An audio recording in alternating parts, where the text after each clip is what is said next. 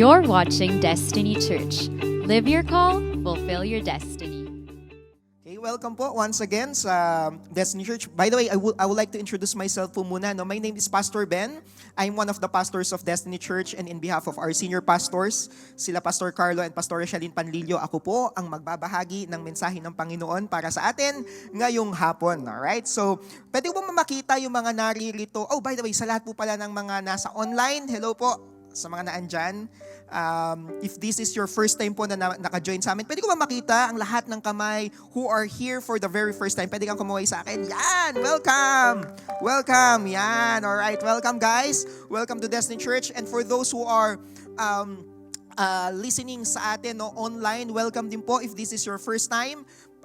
Nawa po ay kayo po ay mag-message dyan ng word na first. FIRST, so that we can engage you and welcome you accordingly. Yan. So, sa mga naririto for the very first time, probably you're asking, bakit po ba Destiny yung pangalan ng church natin? Why do we call ourselves Destiny? Tanungin niyo ako, bakit?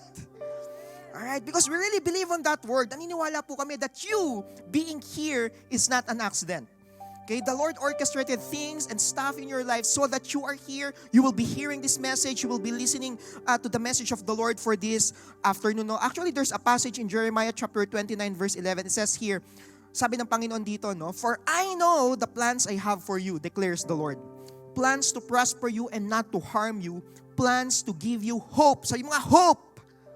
Okay, sabi dito, to give you hope and a future. No? You know, in this passage, no, dito po sa Destiny Church, we firmly believe that every one of us is a person of destiny, is a person of purpose. That you being here is not an accident. Even in the midst of all the accidents and the mistakes and the failures and the challenges and the trials, ano pa ba, and the problems that you have in your life. Okay? I would like you to hear this, that you are not a mistake, you are not a failure, you are not an accident. The Lord has a wonderful plan for you.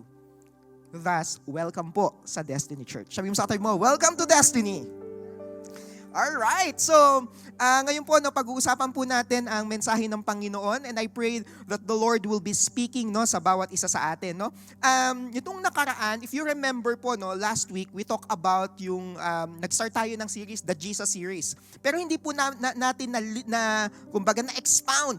Bakit tayo tumaluna ng The Jesus series, no? So if you will remember, in the past several weeks, we talk about the call of the Lord sa bawat isa sa atin, that we are called for something. And one of the messages that we had back then is the message of the call to evangelize. Sabi mo nga, evangelize. Okay, the call to evangelize, meaning to say, the call to bring and proclaim the good news to the people and the world out there, no? Ngayon, dun sa portion na yun, dun sa topic po na yun, we talk about, kumbaga yung pag-share or pag-proclaim, pag-evangelize or pag-bring ng good news ng ating Panginoon sa mga taong hindi pa siya kilala. Okay? Actually, I would like to read a passage to further expound on that. Romans chapter 10 verse 13 to 15, sabi ng NLT, for everyone who calls on the name of the Lord will be saved. Alright, so this is Paul writing the letter doon po sa mga taga-Roma. No? Sabi niya po dito, lahat daw po ng tatawag sa pangalan ng Panginoon will be saved. Kaya lang, may tanong siya. Sa verse 14, if you will see here, but how can they call on Him to save them unless they believe? Sabi dito, yes, okay, pag tumawag ako sa pangalan ng aking Panginoon, I will be saved. But the question is, how can I call on the name of that very person na hindi ko pa man that they believe in Him unless they believe in Him? Tapos may kasunod pang tanong, ang dami ng tanong dito, no? Sabi ito, how can they believe in Him if they have never heard about Him? Tunay nga naman, di ba? Maniniwala ka ba doon sa isang taong hindi mo man lang nadinig? Tama ba? Sabi ito, how can they believe if they haven't heard about Him? Tapos may kasunod na naman, nagtanong na naman, napakadaming tanong nitong si Paul. No? Sabi niya, and how can they hear about Him unless someone tells them? Tama nga naman, di ba? Nadidinig mo ba ang alin? Wala namang sinabi, di ba? Someone needs to tell, no? Sabi niya dito, paano nila madidinig kung walang nagsabi? Tapos may kasunod na naman tanong, and how will anyone go and tell them without being sent? And this is why the scripture says, how beautiful are the feet of the messengers who bring good news. Alright, so sabi po dito sa passage ito, very straightforward ang sabi niya, we need to go out there and tell them about Jesus, about the good news. And thus, it's very important po yung topic na pag-uusapan natin. Kaya tayo tumawid dun sa series ng The Jesus Series. Sabihin nyo nga, The Jesus Series. Okay? And the subtitle there is to know Him and make Him known. You know, yung pagkakaunawa mo and your understanding of the Lord, it will cause you to go out there and tell the people about Him. Ngayon, kung hindi mo alam kung sino si Jesus para sa'yo, ano masasabi mo? Are we there? Very, very straightforward yun. Oo nga naman, pag hindi ko alam kung sino yung sasabihin ko, ba yun, sasabihin ko, si Jesus. Ano yun? Yun lang masasabi mo, di ba? So, sabi ko nga nung last week, this is very crucial. Meaning to say, napakahalaga ng bagay na ito because knowing our Lord Jesus Christ with a very deep knowing, has a direct relationship, has a direct effect as well on how we will be living our lives and how we will be telling Jesus to other people as well. Nakikita yan sa buhay natin. How you know the Lord, yung pagkakakilala mo sa Panginoon, yung pagkakaunawa mo sa Kanya, has a direct relationship. How you will be living your lives, in your speech, yung pananalita mo, yung conduct mo, yung pinupost mo sa Facebook mo, sa Instagram mo, the way you carry your love, your relationship, even in your faith, and even in your purity. Thus, we should desire to know Jesus more and more. And the more na naintindihan natin at nakilala natin, sino ang Panginoon para sa atin, all the more we are confident to tell it to other people. May kwento ako sa inyo. Nung bagong Christian po ako, I was an atheist. Ibig sabihin, wala akong God. Alam niyo yung atheist? Walang God? Walang Diyos? Alam niyo walang Diyos? Orange Diyos, grape Diyos, apple Diyos. Ito lang, seryoso itong mga taga 1 p.m. service na to. Kakakain lang kasi. Alright, sige. So, yan. So, I don't have a God back then. Alright? And then, someone shared and invited me to hear about Jesus. And I found out, wow, that's Jesus. And Jesus is the God who loves me and accepted me kahit na bulok yung buhay ko. Patapon ako dati, 80s, pa-NPA na ako, pa-rebelde na, siraulo po ako nung araw, no? So, ang alam ko lang, mahal ako ng Panginoon, tas kailangan ko siyang sabihin sa iba. Yun lang yung alam ko. So, I'm going out there, tapos hindi pa ako marunong nun, hindi ko alam paano sasabihin. Yun yung mga taong nakaupo, lalapitan ko. Alam mo ba, kung ba't nandito ka? Sa UP Manila, makikita sabi ng mga tao, sa fraternity po ba ito? Hindi, share ko sa'yo si Jesus. Hindi pa ako marunong nun. Pero somehow, it's like that. Kasi ang alam ko, ang pagkakaunawa ko sa aking Panginoon is a God who loves me for who I am. Even though alam na alam niya, while I am still a sinner, He loved me. And I want to tell it to other people.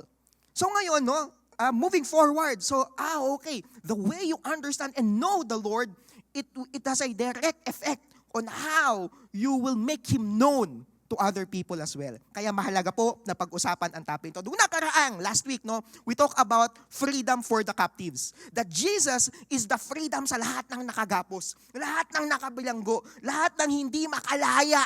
Okay? He is the freedom. Siya ang kalayaan sa lahat ng nabibihag. Bihag ka man ng nakaraan, bihag ka man ng addiction mo, bihag ka man ng lahat ng mga nangyari sa buhay mo, ng trauma mo. Jesus is the freedom for the captives, and we talk about that. Tama ba? Alright, so ngayon, we will be jumping on to the next message about knowing our Lord Jesus Christ, which is rest for the weary. Sabi mo nga, rest for the weary. Okay? Ang ating Panginoon daw ay ang kapahingahan sa lahat ng napapagal. Wow, ganda ba yung pagkakatagalog ko? Right? He is the rest for the weary. And I pray that the Lord will be speaking at mangungusap po ang Panginoon sa bawat isa sa atin. Ayan? Sige, let's pray. Manalangin po tayo. Panginoon, dalangin po namin, Lord God, that you speak to everyone. I pray, Lord God, that the message, Lord God, will penetrate our hearts. It will cause us, Lord God, to know you with a deep knowing, Lord God, with a deep understanding, Panginoon. And I pray, Lord God, that indeed you show yourself indeed as the rest, Lord God. Isang kapahingahan, Lord God, sa kaguluhan ng buhay namin, Lord God. Sa mundong ito, Panginoon, we will find rest in you, Panginoon. Show yourself, Panginoon, at ipakita mo, Panginoon, sa lahat po ng makikinig, Lord God, ng mensahe na ito, that indeed you are the rest for the weary. We thank you, Lord, and we glorify you. In Jesus' name we pray. Come on, let's say amen to that, Destiny. Amen! Amen! Alright, to start with, nais kong sabihin sa inyo na in the very beginning, nung nilikha po ng Panginoon ang tao, tayo po ay hindi nilikha para mapagal. You are created not to be weary. Alright? So, may babasahin po ako sa inyo dito. No? Genesis chapter 2, verse 1 to 3. Sabi sa NLT. So, the creation of heavens and earth and everything in them was completed. On the seventh day, God had finished His work of creation. So, He rested from all His work. Alright? So, nakita natin dito that God rested from all His work. And verse 3, and God blessed the seventh day and declared it holy because it was the day when He rested from all His work and creation. So we see here that our God is a God who rested. Okay, question, napapagod ba ang Diyos? Napagod ba siya? Ang hirap naman ito, ang dami kong ginawa, daming stars, nilagay ko lahat. Yeah? Nahirapan ako ilagay yung river dito sa bandang lugar na to, ganun ba yun? Is God weak at napagod siya, kailangan niya mag-rest? Straightforward, of course not. That's why He's God. He's the God who never grows tired. He's the God who never grows weary. Well, rest. Bakit nagpahinga ang Panginoon? Rest is a part ng pattern na ipinakita ng Panginoon sa atin. No? It's part of the pattern that God showed us. The Lord showed a pattern to human being that you need to rest. Sabi mo sa katabi mo, kailangan pala nating magpahinga. Yan, we need to rest, no? So mahalaga yun na nagpapahinga pa lang tao. Even God showed na, okay, it is a pattern, it is my design that you will take a rest. Alright, so tuloy natin to. Genesis chapter 2, verse 15. Sabi sa NIV, and the Lord God took the man, so create niya na, if you remember the story, create niya ang lahat. Tapos sabi niya, nung nag-create siya ng tao, He took the man, sabi niya, He took the man. Okay, sabi niyo nga, He took the man. Right? The Lord God took the man and put him in the garden. So kinuha ng Panginoon ang tao at nilagay sa Garden of Eden. Para anong gawin? Para ba tumambay? Para ba magtaas ng paa at maghintay sa bayabas na bumagsak, nakanganga? Si Juan Tamad pala yun, no? Ganun ba ang pagkakalikha ng Panginoon? Ganun ba ang original design ng Panginoon sa tao? Hindi po. Makikita natin dito, the Lord God put him in the Garden of Eden for what? To work. Sabi mo nga, to work. Para magtrabaho pala and take care of it. Sa madaling salita po, work or yung trabaho is part of the blessing and original design of the Lord. Sabi mo sa katabi mo, nilikha ka para magtrabaho. Sabi mo sa kabila, ba't ganyan ginagawa mo? Hindi, joke lang. Alright, so sa mga estudyante, nilikha ka, your work is to study. So ibig sabihin, our design, we are made to work. We are made, the original design of the Lord is for us to hugas the plato. I'm so English right now. Tama? It's part of the work sa bahay. Magtiklop ng mga damit. Tama? I-organize, itapon yung mga clutter, maglabas ng basura. It's part of the work. We are designed for that. Papasok ka ng 8 to 5 or 9 to 6 or whatever yung shift mo, di ba? You are designed for that. Okay? And apparently, makikita natin dito sa portion na to, that indeed God placed us on that specific task to work. Sabi mo sa atin mo, to work. Alright? So sa mga nag-aaral, you need to work on your assignment. Sa mga may kailangan ng paper, we need to work on our papers. May dami din akong papers. Alright? So sa mga, ang tawag dito, sa mga nagko-commute, part yun. Yung pagko-commute, it's part of the work. Okay? And it should be a part of the original design of the Lord. Work is part of God's design and blessing for mankind. If you will notice, dito sa Genesis chapter 2, wala pang kasalanang pumapasok dyan. Everything is well, everything is good, everything is awesome. And work should be awesome and good. Alright? Ito yan, itong part na yan, okay? So ngayon, jump tayo. Genesis chapter 2, verse 19 to 20. Now, the Lord had formed out of the ground all the wild animals, and all, ano kaya ang unang trabaho ng tao? Basahin natin to, all the wild animals and all the birds in the air, and He brought them to the man. So, ang daming ginawa ng Lord. Sabi mo nga, all. Okay, lahat daw ng kahayupan, parang pangit pakinggan, lahat ng hayop, dinala kay Adan.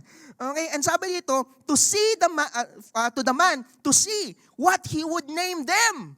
Papangalanan ang lahat ng hayop. Nakakapagod bang ang daming hayop nun, di ba?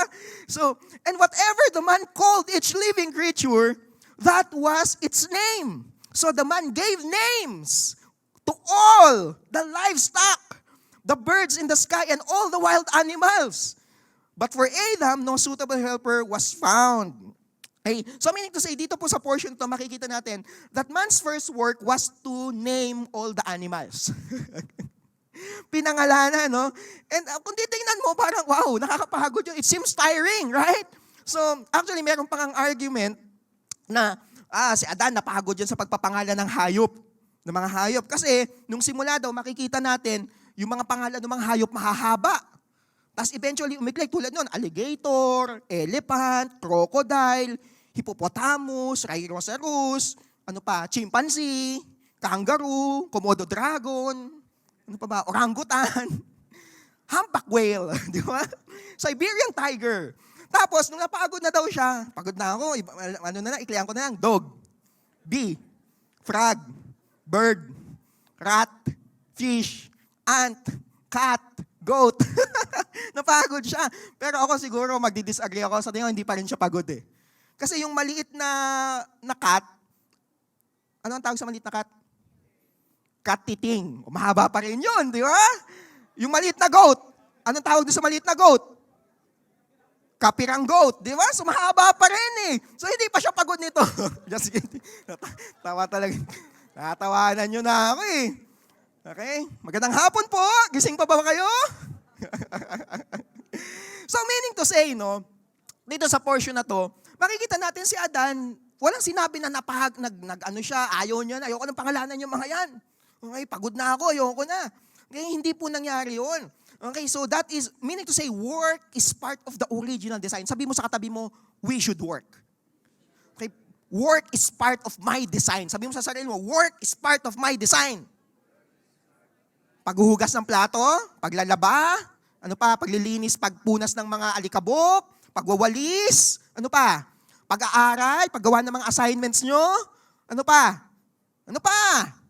pagbili ng toyo, ng suka. May ganun pa ba? Wala na yata, no?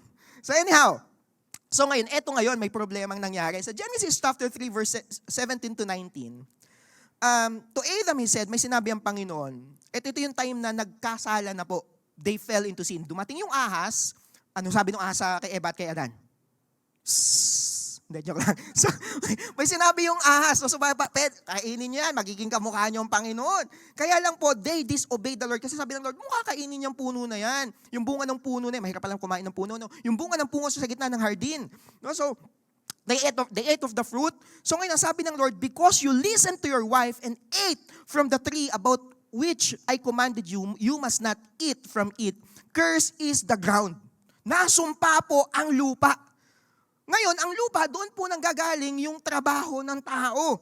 Okay? Hindi trabaho ang nasumpa yung lupa. Okay? Because of you. And through painful toil, sa mga painful toil. Sa mga painful. Okay, yung trabaho daw po, humirap. Okay? Naranasan nyo na ba na humirap yung trabaho? Nagtrabaho ka. 15 days. Kasi sweldo mo lang. Pero ngayon pa lang, ados pa lang ba? Atres? Pecha de peligro na agad. Nasaan na yung mga suneldo ko? Naglipada na lahat. Nasumpa ang lupa. Yung trabaho naging mahirap. Sana masaya eh. You should be enjoying the fruit of your labor. Kaya lang dahil sa kasalanan, pumasok po ang sumpa doon sa lupa. No? And sabi niya, through painful toil, you will eat from it all the days of your life. So meaning to say, itong pinagdadaanan na ito will be like all the days of your life. And sabi dito, it will produce thorns and thistles for you. And you will eat the plants of the field. And by the sweat of your brow, papawisan ka daw, mapapagod ka. And you will eat your food until you return to the ground, since from it you were taken, for dust you are, and to the dust you will return. Naku, pambihira.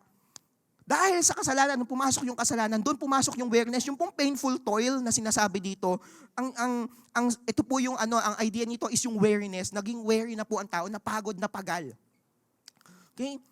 And that is the result of sin. Hindi yung trabaho ang nasumpa, hindi sumpa ang trabaho, kaya huwag mong isusumpa ang trabaho mo. Okay? Hindi sumpayan. It is a blessing from the Lord. But because of sin, yung pinagtrabahuhan mo, may devourer, may thorns and thistle. Okay? Akala mo, pagkasweldo mo, okay na. Pero magugulat ka na lang, yung payslip mo, mukhang okay naman na. Nasa na? Nasa na? Hindi mo makita kung nasaan. Naging sobre na lang siya. Di ba? Ang kapal ng wallet mo sa resibo. Di ba? Anong nangyari? Okay? Well, let's define weary. Ano ba yung weary? Okay? The Hebrew word for the word weary is the word yaga. Ayan. It carries the literal meaning of the yung word na yon, meaning to say labor, okay? Or to toil, or to work hard. And it is used to describe physical or mental exhaustion. Sa mga exhaustion. Okay? Yung pagkapagod ng sobrang tindi resulting from effort or labor. Sa Greek word po, pag tinignan natin, ang Bible po kasi natin ay sinulat sa dalawang language, yung Old Testament Hebrew, yung New Testament sa Greek po. And kung titingnan natin siya, yung word na weary, the Greek word for the word weary is the word kopiao. Okay? Kopiao. Yan. Also has a literal meaning related to labor and exhaustion. Pareho lang sila. Ibig sabihin to become fatigued, to grow weary, or to toil. So, sa dictionary naman, kung titingnan natin ng dictionary, kung i-google niyan, dictionary.com, makikita nyo po, that physically or mentally exhausted by hard work. Sa mga hard work. Okay? Exertion is strain, fatigue, and tired. Okay? Sa Merriam-Webster naman po sa dictionary ito, makikita nyo that word weary, ang ibig sabihin niya ay exhausted in strength, nawala na ng lakas. Wala ng endurance, hindi na makapagpatuloy. Wala ng vigor, wala ng freshness, hindi na siya fresh. May kilala ba kayo doon? Lumabas ka ng bahay, fresh na fresh ka. Pagdating mo na opisina, mukha ka ng Hagar do Versosa. Pagdating mo na, ano nangyari sa'yo? Hindi ko alam ano nangyari. Bakbakan sa MRT, pare. Di ba? So, and ang isa pa sa mga sinabi dito ni Merriam-Webster, ang meaning ng weary is become unable or unwilling to continue. Hindi na makapagpatuloy. May kilala ba kayong taong ganon? Napagod na hindi na makapagpatuloy. May kilala kayong ganon? Umayaw na. Okay? Yung bang parang ang mga, madaming klase ng pag-ayaw eh. Ayaw mo na magtrabaho, ayaw mo nang gumising. Yung bang tipong yung sasabihin mo, ayaw ko nang mangarap, ayaw ko nang tumingin, ayaw ko nang manalamin, nasasaktan ng damdamin. Parang ganun ba? Na parang ayoko na. Ages, ano ba yun? Ages ba yun? Sila din yung kumbaga, it implies like draining of one's strength. Naubusan ka na ng pasensya. Ayaw mo nang magpasensya, nainis ka na sa mga taong kasama mo, sa mga kasalamuha mo. Yung bang tipong sasabihin mo sa kanila na, pambihira, hindi ko na kayo kailangan. Umalis ka na sa aking harapan. Parang gano'n, no? Damdamin ko sa ngayon naglaho na. Para bang gano'n? Talagang inis na inis ka na. Tapos sasabihin pa sa kanya, at itong iyong tandaan. Ako'y masyadong nasaktan. Pag-ibig at pagsuyo, kahit sa luhay, mababayaran mo. Parang ganun ba?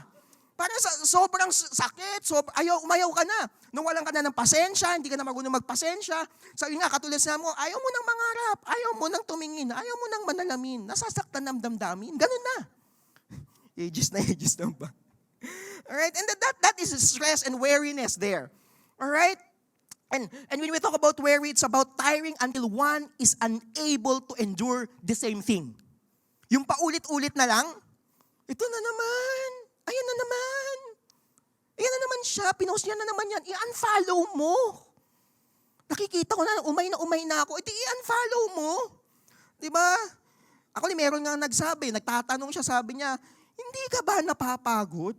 O di kaya'y nagsasawa? Sa ating mga tampuhan, walang hanggang katapusan.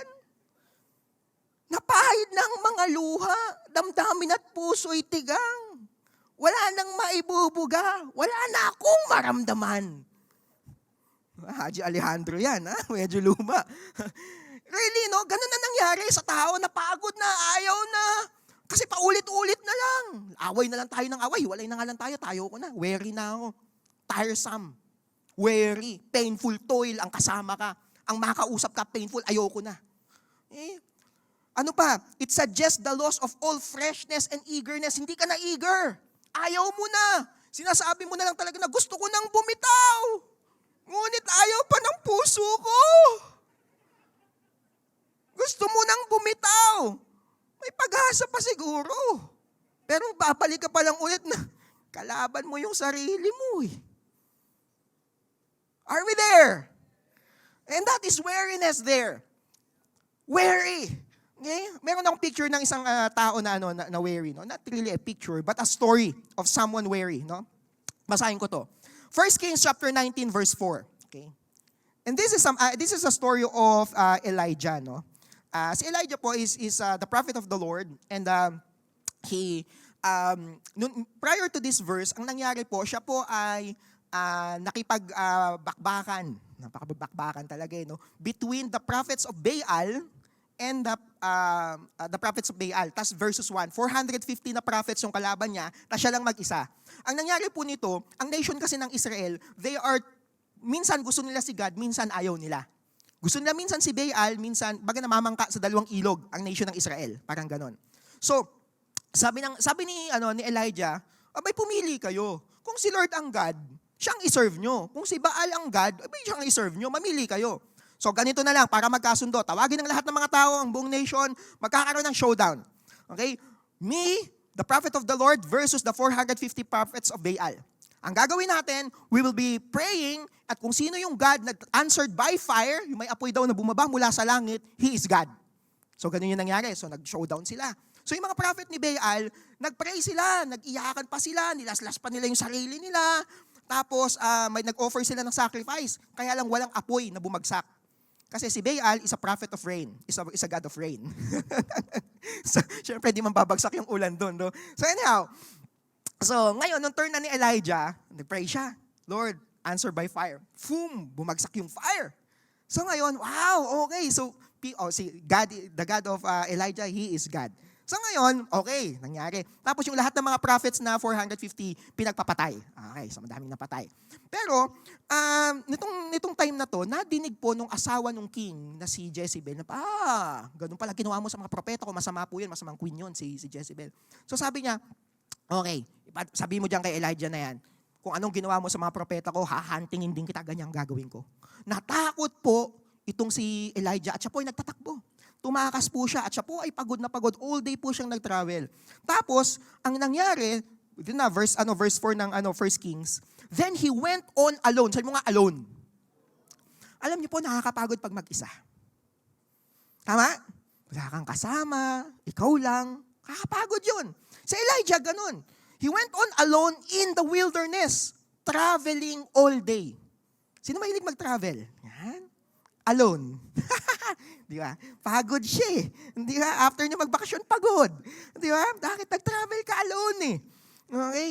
And sabi dito, he sat down under a solitary broom tree and prayed that he might die. Sabi niya, ayoko na, Lord. Suko na siya. Sabi niya, I have had enough, Lord. Take my life. Nasabi mo na ba yan minsan? Or madalas? Lord, ayoko na! Tapos nag-zoom out yung camera, no? High angle. Oh, Lord, ayoko na. Ba't ganito? Yung sweldo ko, ubos na naman. Are we there? Sabi niya, for I am no better than my ancestors who have already died. And this man is tired and he's asking like, ayoko na. And this is the picture of someone who is weary. Okay? And ano ba yung mga sources ng weariness natin? Very quickly, no, daanan ko lang to. Ano ba yung sources ng weariness natin? Katulad ng binanggit ko kanina, yung isa is work. When the work that you had, mali yung perspective mo sa trabaho, ay mapapagod ka talaga. If you're looking at work na parang pambira naman tong trabaho na to, laging bitin yung sahod ko. Question, bakit bitin yung sahod mo? Anong klaseng kape ang iniinom mo? Anong klaseng sago ang iniinom mo? Milk tea, grabe. Starbucks, 200 pesos agad yun. Times 5, 1,000 times 4, 4K agad yun per month. Isa lang yun. Tapos, wala na akong sahod. Gala ka ng galay. Wala akong ipon. Gala ka ng galay.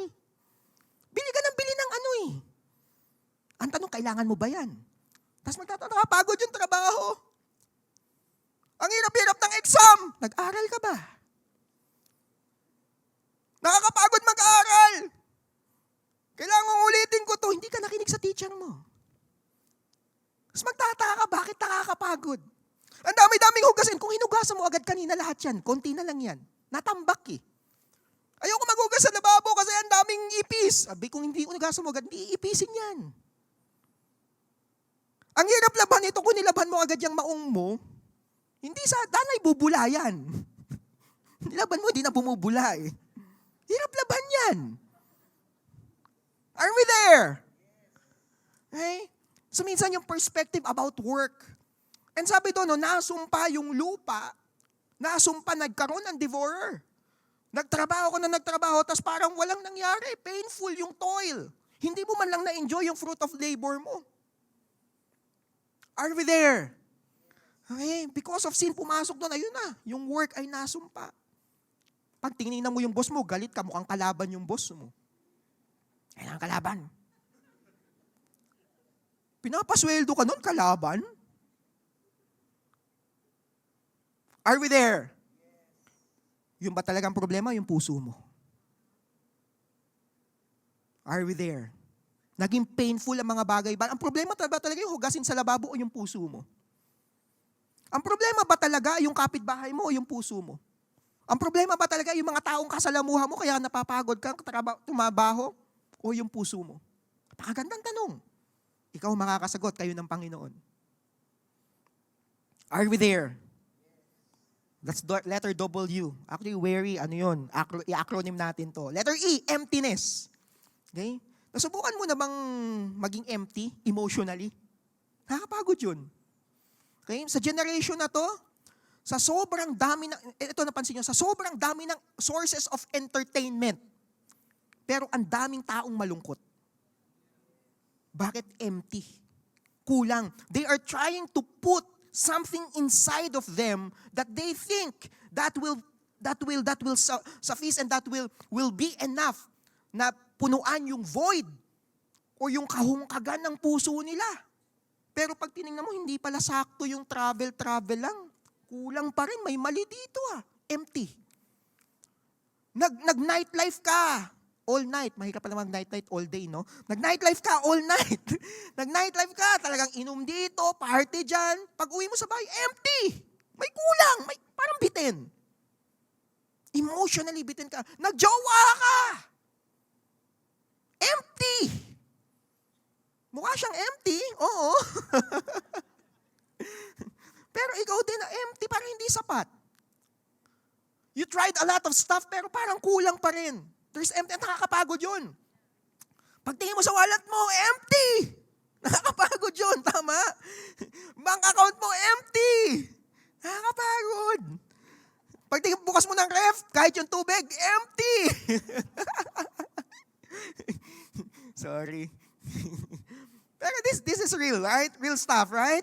Actually, there's someone who said in Ecclesiastes chapter 1, verse 2 to 8, actually King Solomon, sabi niya, everything is meaningless, says the teacher. Completely meaningless. What do people get for all their hard work under the sun? Generations come and generations go, but the earth never changes. The sun rises and the sun sets, then hurries around to rise again.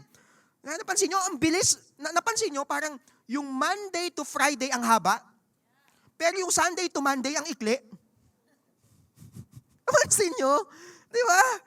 Sabi niya dito, paulit-ulit lang nakakapasabi ito, rivers run into the sea, but the sea is never full. And then the water returns again to the rivers and flows out again to the sea. Everything is wearisome. Ayan na, napagod na siya sa katitingin doon. Beyond description. No matter how much we see, we are never satisfied. How much have you seen sa inyong Netflix? 'Di ba? Natapos mo na agad yung 8 episode ng One Piece, 'di ba? Kahit na napanood mo na siya, pinanood mo ulit, pero parang empty. Kapos, bitin. Are we there? Lahat ng Korean novela, pinanood mo na, pero empty. Nalungkot ka pa lalo. Buti pa siya, may opa ako, wala. Ayan, nako. Empty. Okay? No matter how much we see, we are never satisfied. No matter how much we hear, we are not content. Emptiness. Grabe, nakakapagod yun. Ano pa? addiction and sin. Ito matindi, nakakapagod. Basahin ko Psalm 32 verse 3 to 4. Sabi dito, when I kept silent about my sin, my body wasted away. Through my groanings all day long, for day and night your hand of displeasure was heavy upon me. My energy, vitality, and strength was drained away as with the burning heat of summer. Okay? Naubos na dahil may kasalanan siyang tinatago. Okay? 1 Corinthians chapter 6 verse 12, sabi ito, I have the right to do anything. Okay? You say, but not everything is beneficial. I have the right to do anything, but I will not be mastered by anything. When you are addicted to someone, bihag ka nun, sunod-sunudan ka dun at nakakapagod yun. Susundan mo yung isang bagay na alam mong ayaw mong gawin. Nagsimula lang yan sa patikim-tikim, pinilit mong gustuhin. Are we there? Simula lang, okay lang, pero pag na-addict ka na dyan, magugulat ka, alipin ka na yan. Nakakapagod. Are we there?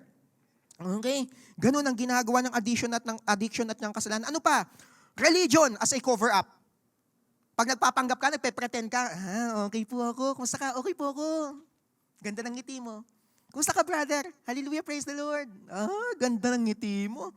Pero cover up lang. Mahirap magpanggap. Nakakapagod magpanggap. Are we there? Alright? Nagpapanggap, nakakapagod pong magpanggap. Sabi dito, James chapter 1, verse 21 to 24, sabi ng NLT, so get rid of all the filth and evil in your lives and humbly accept the word God has planted in your hearts, for it has the power to save your souls. But don't just listen to the words of God. Huwag mo lang daw pakinggan. You must do what it says. Okay? For it has, sabi to, otherwise, you are only fooling yourselves. Okay? For if you listen to the word and don't obey, it is like glancing at your face in the mirror, tumingin ka daw sa salamin, and you see yourself, walk away and forget what you look like.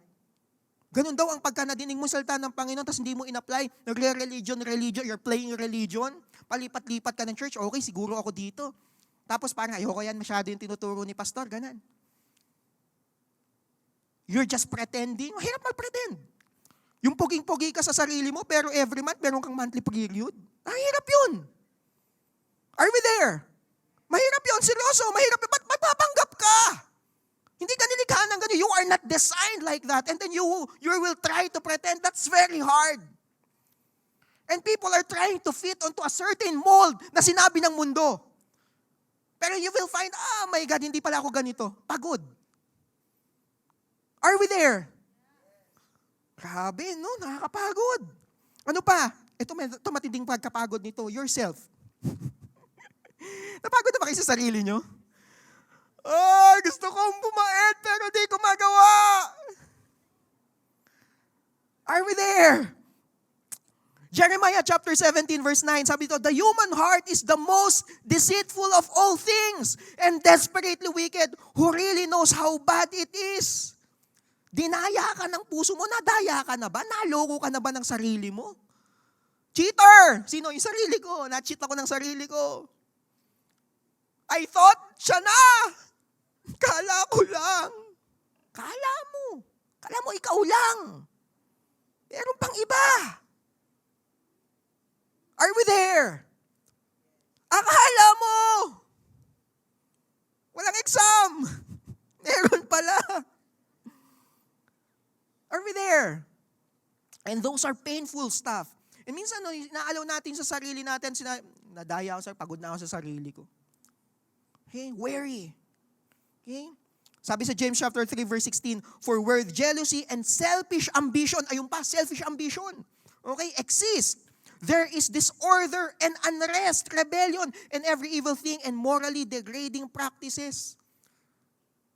Sobrang yung pagkakakilala mo, yung trato mo, yung countenance mo, lagi kang galit, lagi kang masungit. Sabi nga po nung kilala ko, sabi nung isang prinsesa, isang royalty, kinausap niya yung kanyang alalay, sabi niya, hindi ka ba napapagod maging masungit? Yan po yung tanong ni Princess Sarah kay Becky. Hindi ka ba napapagod maging masungit? Kakapagod yun.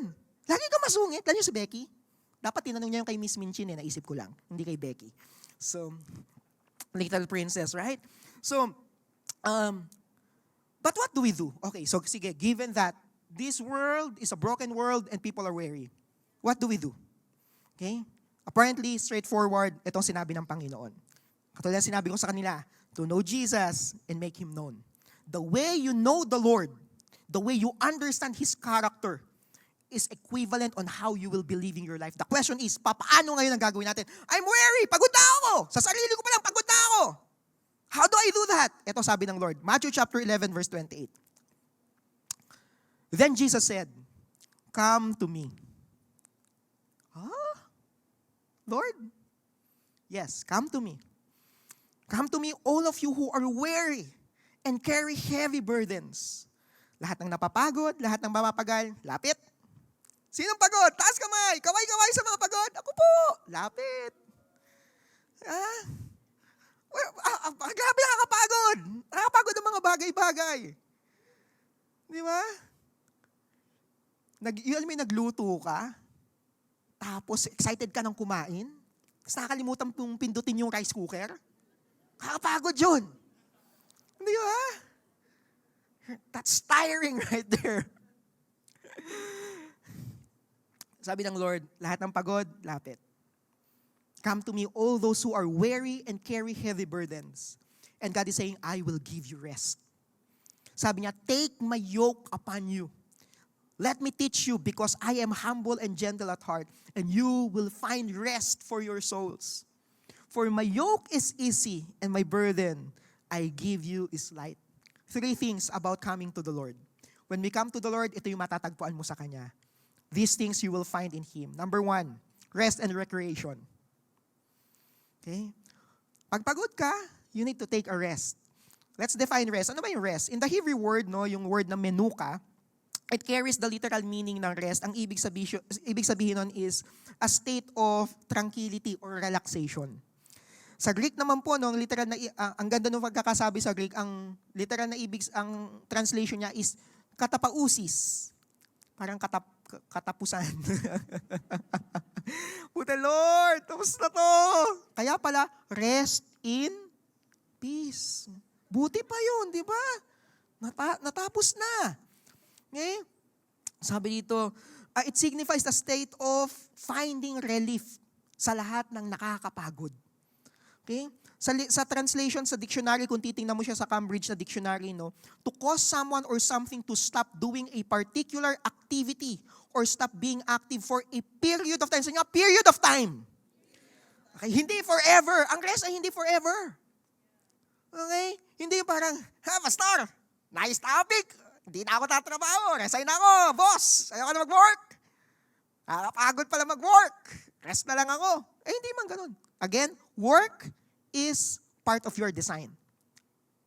Amen? Pero, rest is part of our design as well. The Lord did the hard work for 6 days, and on the 7th, He rested. Pagod ba siya? Hindi. Pero it's a model. It's a pattern that you need to take a rest. Sabi mo sa katay mo, you need to take a rest. You need to take a break, no? Pero sabi diyan, ang ganun pagkaka-define, for a period of time only. And anong goal? In order to relax and get what? Guess what? Ano yung sumunod sinabi? And get back your magpalakas para sa ano? To do more work. To do the call that the Lord called you to do. Alam mo ba't hindi mo magawa yung calling mo? Hindi ka nagpahinga eh. Hindi ka nagpahinga, hindi ka bumalik doon. Hindi mo kinuha yung rest na kailangan mo. Hindi ka lumapit kay Lord. Tapos sabi mo, ayoko na. Lumapit ka sa Kanya and you will find rest. Thus, when you come to Jesus, you will find rest. No? Sabi sa Matthew chapter 11, yung binanggit natin, come to me all you who are weary. Basahin ko ito, Exodus chapter 33 verse 14. Okay? Sabi ito, the Lord replied, my presence will go with you and I will give you rest. The Lord is a God who promised rest for you.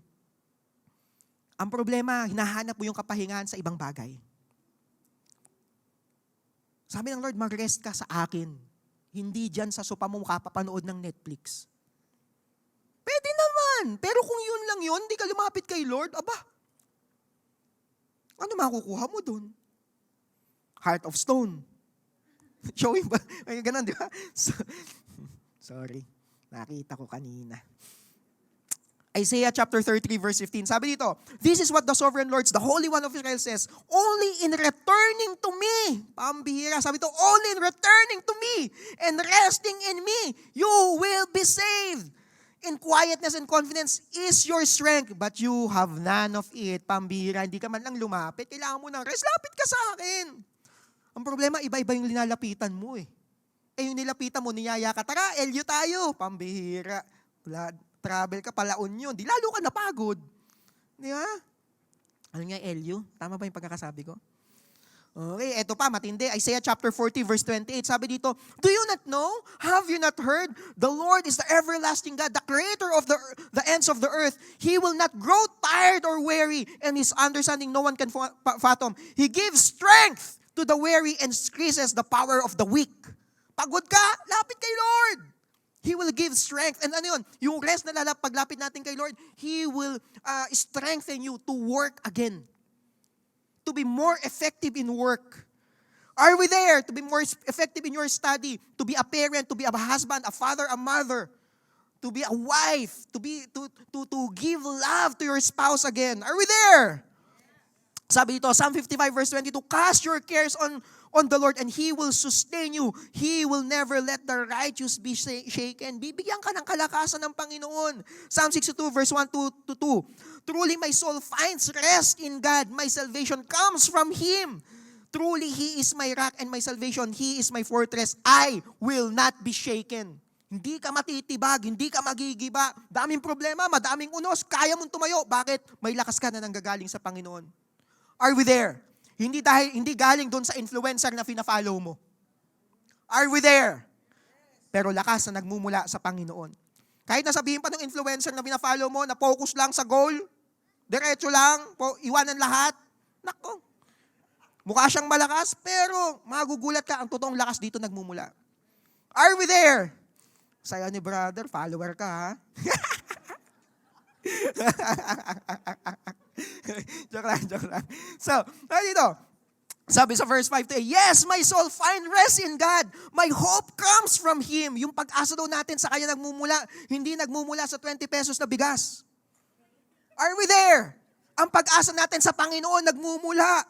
Okay? Sabi dito, my hope comes from Him. Truly, He is my rock, my salvation. He is my fortress. I will not be shaken.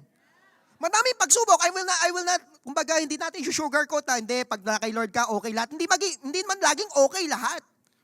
There will be challenge. Nandun pa rin yung hugasin sa lababo. Nandiyan pa rin yung labada mo. Yung labada mong nilaban, pero bumuhos yung ulan, amoy mamang pagod yung damit mo, di ba? So, ganun talaga yun, nangyayari yun.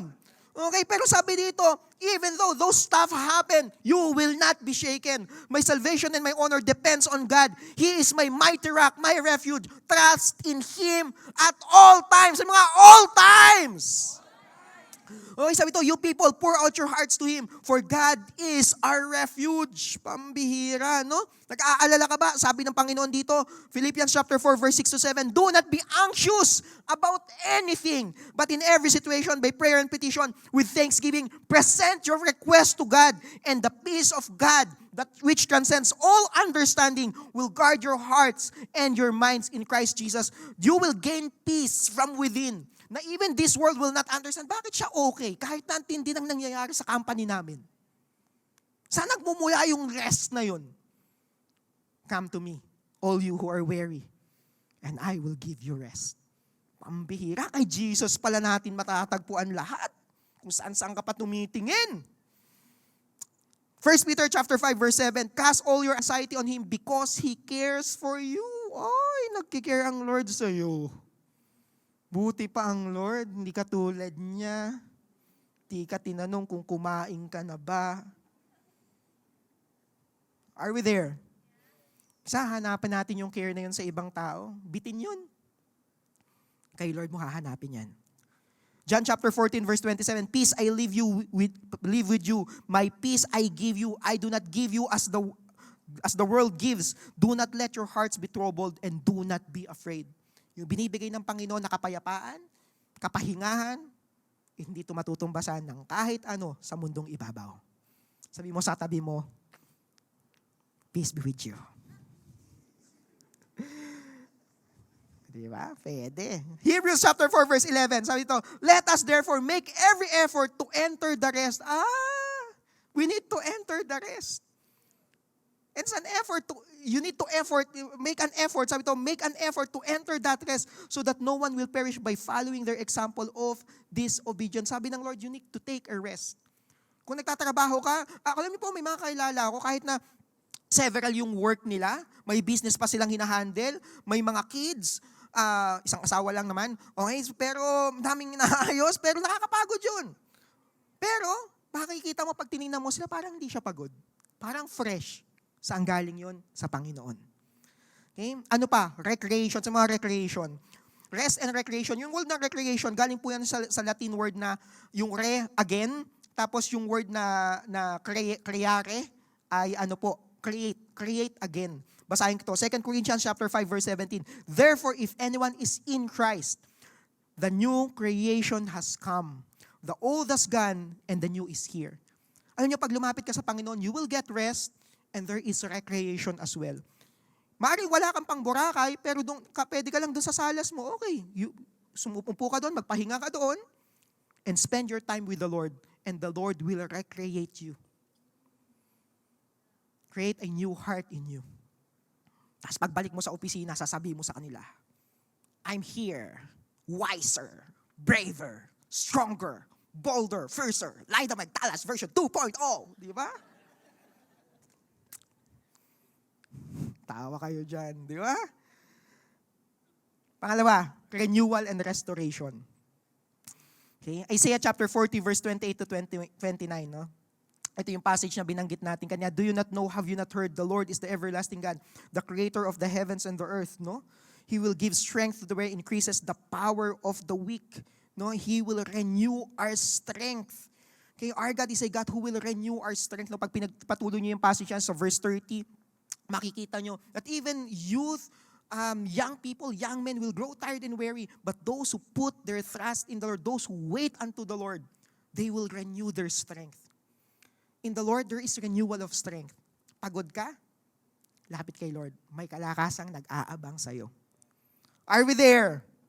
Alright, Ephesians chapter 4 verse 21 to 24, sabi ito, since you have heard about Jesus and have learned the truth that comes from Him, throw off your old sinful nature and your former way of life, which is corrupted by lust and deception. Instead, let the Spirit renew your thoughts and attitude. Kaya kang baguhin ng Panginoon. Kung sawa ka na sa sarili mo, pagod ka na sa sarili mo, sa pinagdaanan mo, sa hurts mo, sa brokenness mo, pagod ka na dyan, come to the Lord and He will renew your thoughts. He will renew your mind. And sabi ng Panginoon, put on your new nature, created to be like God, truly righteous and holy. Okay? Pag lumapit ka sa Panginoon, pwede mo sabihin, Lord, create in me a pure heart. Okay? Renew a right spirit, a steadfast spirit within me. Psalm 51 yan, no? Verse 10. Colossians chapter 3 verse 10 sabi ito, put on your new nature and be renewed as you learn to know your Creator. Sabi nga, learn to know. As you know the Lord, yun nga, the knowing of our Lord will cause you to be renewed. Kung paano mo siya kakilala, my God is a God who renews. My God is a God who can renew me. So when you come to Him, you can say, Lord, sabi mo sa iyong salita, you are the God who can renew me. The way I understand you, the way I know you.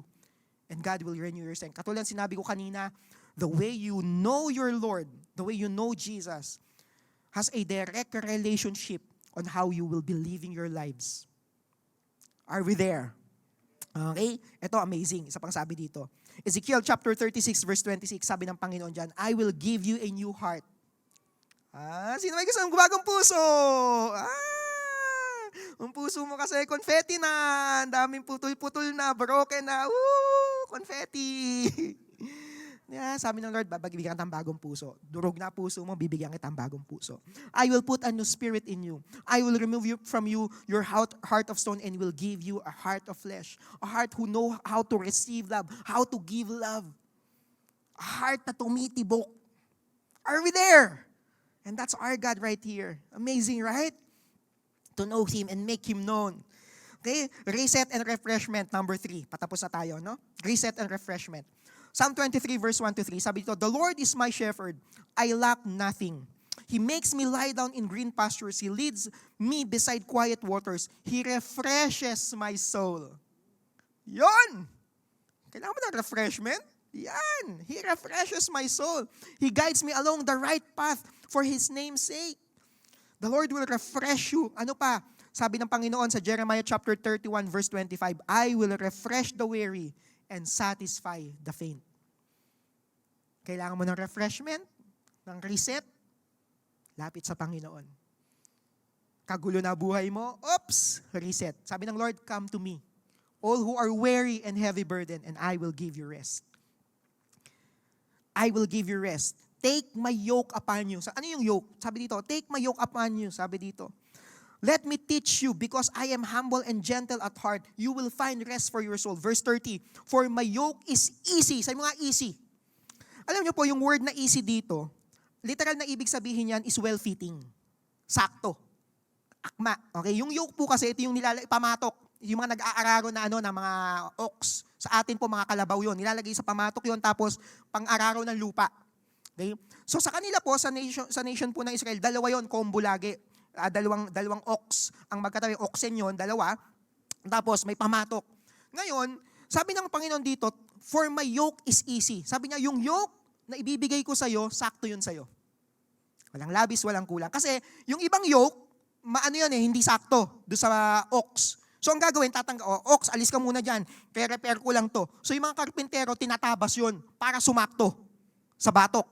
Tapos, ready na. Sabi ng Lord dito, yung yoke na ibibigay ko sa'yo, it is easy. Ibig sabihin, well-fitting. Kasyang-kasya. Okay? Masasabi ng Panginoon, my yoke fits well. Okay? The yoke was carefully adjusted, tailor-fitted sa pinapagawa ng Panginoon. So, hindi sinabi na walang trabaho, may trabaho because work is a blessing. Work is part of your design. You are made to work. Pero sabi ito, hindi nakakapagod. Bakit? Saktong-sakto. Tailor-made. Custom-made. Just right for you. Are we there? Ayan, kaya wag mo na ipagpilitin yung sarili mo sa mga bagay na hindi para sa'yo. Are we there? Mapapagod ka doon. Sabi ng Lord, my yoke is easy, saktong-sakto, well-fitted sa'yo. Okay, sabi ito, and my burden is light. Alam niyo po yung light dito, no? Pwede mo sabihin na the burden is light has become my song. Okay, it is meant to be carried in love. Yung burden na binibigay ng Panginoon sa atin, yung work na ibinibigay ng Panginoon sa atin, it should be carried in love. Alam niyo, pag ikaw nagmamahal, love makes the heaviest burden light. Alam niyo ba yun? Pag nagmamahal ka, umiibig ka, kahit na gano'ng kahirap yan, dumadali. Meron pong kwento. Merong isang bata, maliit na bata. Tapos, buhat-buhat niya yung kanyang kuya, yung kanyang kapatid na lumpo sa likod niya. Buhat-buhat niya, tapos naglalakad sila. May nakasalubong silang isang mama. Sabi ng mama, "Uy," sabi niya, "that's a heavy burden for you to carry. Bigat naman yan ang dala-dala mo. Ang bigat ng burden na yan." The boy replied, "That's no burden. That's my brother." Hindi burden yan, kapatid ko yan. It may be heavy, but it is light because that's my brother. Sabi nga, I can do this all day. Meron pa, actually, yung I can do this all day, medyo mahina ang klase yun eh. Basahin ko sa inyo mas mabangis. Okay? Sabi ito, meron akong kilala, hindi napagod. Hindi lang all day. Basahin ko matindi, mahabang panahon, hindi napagod yung mama. Okay, Genesis chapter 29 verse 16, sabi ng NLT. Now, Laban had 2 daughters. The older daughter was named Leah, and the younger daughter was Rachel. So we were given a picture of 2 daughters. So si Laban, the tatay, I'm so English here, and then the 2 daughters, Leah and Rachel. Ayan. Jump tayo, verse 18. Jacob was in love with Rachel, si Jacob. Okay, love niya si Rachel. In love daw, in lababo po. Ang lolo nyo, si Jacob, no? Sabi dito. And said, I will work for 7 years in return for your daughter, for your younger daughter, Rachel. 7 taon. Hindi niya sinabing, I can do this all day. I can do this 7 years. Talo si Captain America dito. Di ba? Ano kayang zero man tinundudo dito? Diba? Tapos, jump tayo sa verse 25. verse 25. Yan. Ay, sorry. NLT. Basahin ko muna sa NLT. Genesis 29, verse 20 sa NLT. So Jacob worked 7 years to pay for Rachel, but his love for her was so strong that it seemed to him but a few days. Yung 7 taon, parang ilang araw lang. Bakit? Nagmamahal. Because of love, it makes the burden the burden light. Di ba? Kaya lang may naging problema kasi po mandudugas po itong si Laban, no? Genesis chapter 29 verse 25. Sabi ng NLT, "But when Jacob woke up in the morning, it was Leah." Ang ibinigay yung ate. Nako, sabi niya, "What have you done to me?" Jacob raged at Laban. So may rage na pala nangyayari nung araw, no? Sabi niya, "I worked 7 years for Rachel. Why have you tricked me?"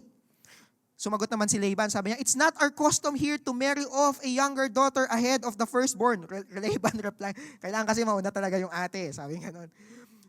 At may sunod na sinabi, "But wait until the bridal week is over. Then we'll give you Rachel. 2, provided you promise to work another 7 years for me." Kung ikaw si Jacob, ayawan na, ayoko na nito. Pagod na ako. Pero hindi napagod yung mama. Verse 28, sabi dito. So Jacob agreed to work, ilan? 7 more years. Pambihirang pag-ibig yan. A week after Jacob had married Leah, Laban gave him Rachel too. So Jacob slept with Rachel too, and he loved her so much more than Leah. He then stayed and worked for Laban the additional 7 years. We become weary. Alam niyo kung bakit? We ran out of love. Nawalan ka na ng pag-ibig. Ngayon, pastor, saan po ba napupulot yung pag-ibig na yan? Nang sa ganun, hindi ako mapagod. Hindi ako mapagod maghugas ng plato. Hindi ako mapagod magpalit ng diaper. Hindi ako mapagod mag-alaga sa aking mga chikitings. Para hindi ako mapagod mag-aral. Para hindi ako mapagod magtrabaho. Pastor, saan ba napupulot yung pag-ibig na yan? 1 John chapter 4 verse 7, sabi dito, "Dear friends, let us continue to love one another, for love comes from..." Kaya pala sabi ni Lord, "Come to me." Anyone who loves is a child of God and knows God. But anyone who does not love God does not know God, for God is love. Let's jump to verse 9, sabi dito, "And God showed how much He loved us by sending His one and only Son into the world so that we might have eternal life through Him. This is real love. Not that we love God, but that He loved us and sent His Son as a sacrifice to take away our sins." Let's jump to verse 16. "We know how much God loves us, and we have put our trust in His love. God is love, and all who live in love live in God, and God lives in them. As we live in God, our love grows more perfect." Pambihirang pag-ibig yun. Nandito pala natatagpuan kung saan ka pa tumitingin. Ano ba yan? High pitch na naman ako. So, we will not be afraid on the day of judgment, but we face Him with confidence because we live like Jesus here in this world. Verse 18, "Such love has no fear, because perfect love expels all fear. If we are afraid, it is for fear of punishment, and this shows that we have not fully experienced His perfect love." 1 John chapter 4 verse 19. "We love because He first loved us." Kaya tayo hindi mapapagod dahil marunong tayong magmahal. Kaya lang yung pagmamahal ng tao, bitin yun. Nauubos. Buti na lang, our love does not come from within us. It comes from Him. And that love is the overflow. And God demonstrated His own love for us while we were still sinners. Christ died for you, died for me. He died for us. Sabi ng Panginoon, sinong pagod? Come to me, and I will pour out that love. I will give you rest. Thus, we have rest for the weary. Tayong lahat. Tayo po'y manalangin. Praise God, no? Grabe ang Lord. Siguro, no, some applications lang. Pastor, paano ko po i-apply itong message na to? For those who are tired in work, literally and physically, you take a rest. But when you take a rest, you spend time with God. Pwede naman pupunta sa beach. Pwede magbakasyon sa dagat. You take rest, but make sure but you spend time with God. Let the Lord recreate you to put on that new spirit in you. Receive that love. Meditate on the love that the Lord has given you. So that when you come back, you are ready for more work.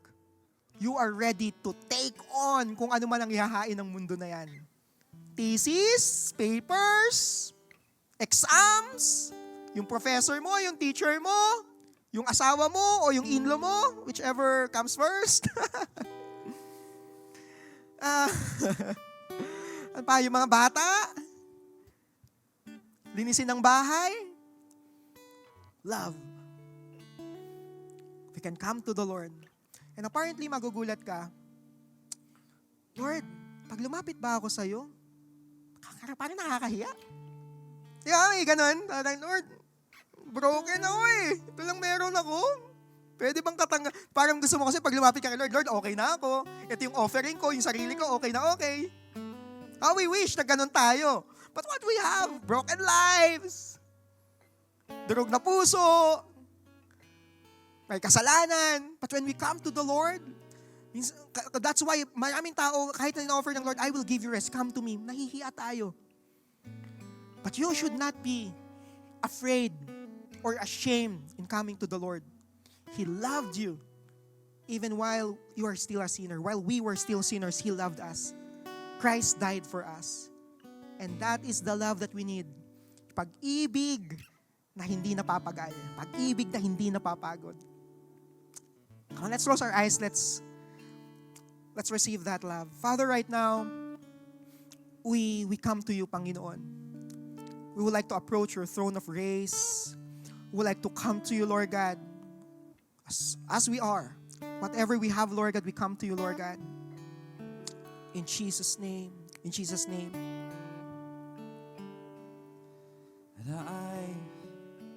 It's not at all that my friend.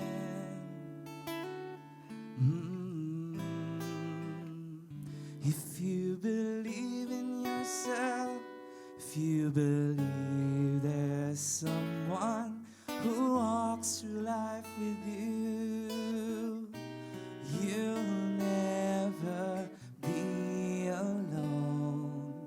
Just learn to reach out and open your heart. Lift up your hands to God, and He'll show you the way. And He said, cast your burdens upon me, those who are heavily laden. Come to me, all of you who are tired of carrying heavy load. For my yoke I will give you is easy, and my burden is light. Come to me, and I will give you rest.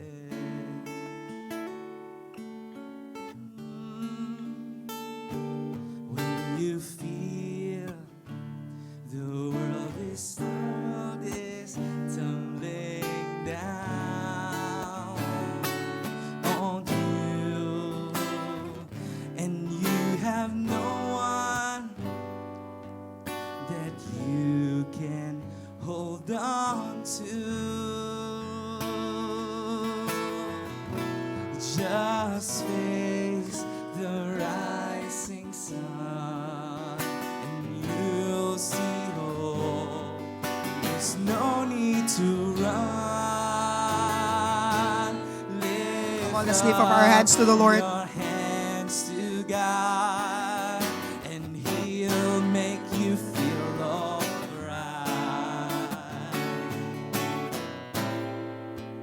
And He said, cast your burdens upon me, those who are heavily laden.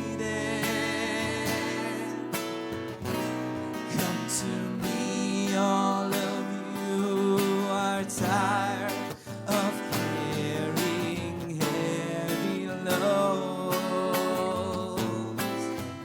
For the yoke I will give you is easy, and my burden is light. Come to me, and I will give you rest. Yes, God. Father, you're seeing these hands raised. Alam mo, Lord God, ang lahat ng kapaguran, Lord God, na pinagdadaanan namin. All the weariness that we are in. May it be, Lord God, mentally, physically, emotionally, spiritually, Lord God. Father, right now, I pray that let your rest falls on them, Lord God. Let your rest be upon us, Panginoon. Panginoon, dalangin ko po ang iyong kapayapaan, ang iyong kapahingahan, Lord God, sa puso ng bawat isa. And right now, Lord God, we receive that strength from you again. That rest, that recreation, that renewal, that restoration that we're looking into. The refreshment that we need, Panginoon. And Father, right now, we receive it, Lord God. Let your love overflow in us. Ibuhos mo po, Lord God, iparamdam mo ang pag-ibig na yan sa amin, Lord God, at ang kapahingahan na yan sa bawat isa sa amin, Panginoon. So that we will not grow tired, we will not grow weary in doing good. We will go out there as we understood you, as we know you. We will make you known to other people that you are the God who can give rest. You are the God, Lord God, who give rest for the weary, Panginoon. Panginoon, maraming salamat sa iyong salita. Maraming salamat sa iyong mensahe. Receive you, Lord God. Receive this rest. In Jesus' name. In Jesus' name. Let's say amen to that. Amen. Amen. Palakpakan natin ang Panginoon. Amen. Praise God. And for those na, by the way, if this is your first time or kasama ka namin sa online, no, or matagal ka naming nakakasama, but you haven't really surrendered your life to the Lord, it starts there. Coming to the Lord starts with, Lord, I open my heart to you. I surrender my life to you. I make you my Lord and my Savior. If you're that person, I would like to lead you in that prayer of surrender and offering your life to the Lord. Amen? Let's pray that prayer. Destiny, sabayan niyo po kami. Lord Jesus, Lord Jesus, this afternoon, I I decide to open my heart to you. decide to open my heart. I want you to come in. I want you to come in. I want you to be my Lord. I want you to be my Savior. to be my Savior. Lord, give rest to my soul. Lord, give rest to my soul. In Jesus' name. In Jesus' name. Father, for those people who pray that prayer, I pray, Lord God, you show yourself strong. You show yourself as the God who can give rest to the weary, Panginoon. Ikaw po yung manguna sa kanila. Ipakilala mo ang iyong sarili ng husto sa kanila, Panginoon. In Jesus' name we pray. Amen and amen. Amen. Palakpakan natin ang Panginoon. Alright. And right now, ito pong Sunday na to, this is the first Sunday, no? First Sunday of the month. And every first Sunday, no, we remember our covenant with the Lord. Inaalala natin that God made a covenant with us. Alam niyo po, no, basahin ko to in 1 Corinthians chapter 11, verse 23 to 26. Sabi ito, for I received from the Lord what I passed on to you. The Lord Jesus, on the night He was betrayed, took the bread, and when He had given thanks, He broke it and said, this is my body, which is for you. Do this in remembrance of me. Sabi mo nga, remembrance. Okay? Verse 25, in the same way, after supper, He took the cup, saying, this cup is the new covenant in my blood. Do this whenever you drink it in remembrance of me. Sabi mo nga, in remembrance. Okay, sabi dito, for whenever you eat this bread and drink this cup, you proclaim the Lord's death until He comes. You know, no, in this passage, no, makikita natin that several times binanggit yung in remembrance of me. Alam po, no, tayong mga tao, madalas tayong makalimot. Nakakalimutan natin that we have a God who made a covenant with us. A God who said that when you come to me, I will give you rest. The God who said that I will be with you. I am the God who will never leave you, who will not forsake you. I am the God who can refresh your soul. I am the God who can give strength for you. A lot of times we forget. So dito no sa passage na to, si Jesus po yung nagsasalita dito, sabi niya, every time you eat of the bread, ayun yung bread, yung white, and you drink of the cup, the grape juice, no? You remember me. You remember my covenant for you. And right now, we will remember it. Amen? Let's partake of the bread and drink of the cup as we remember the Lord.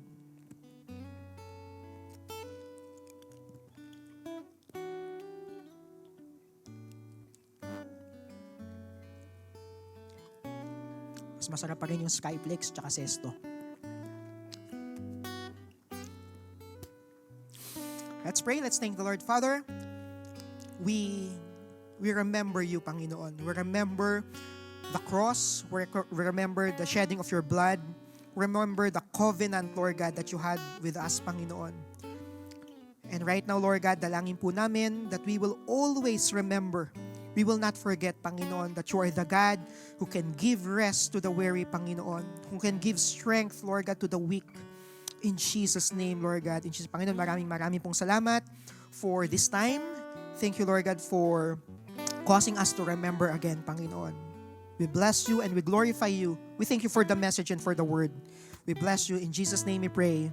Come on, Destiny, let's say amen to that. Amen. Amen. Amen. All right. Okay. You're watching Destiny Church. If you would like to check more resources or donate to this ministry, you can download the Destiny Church PH official app or log on to www.destinychurch.org.ph/give.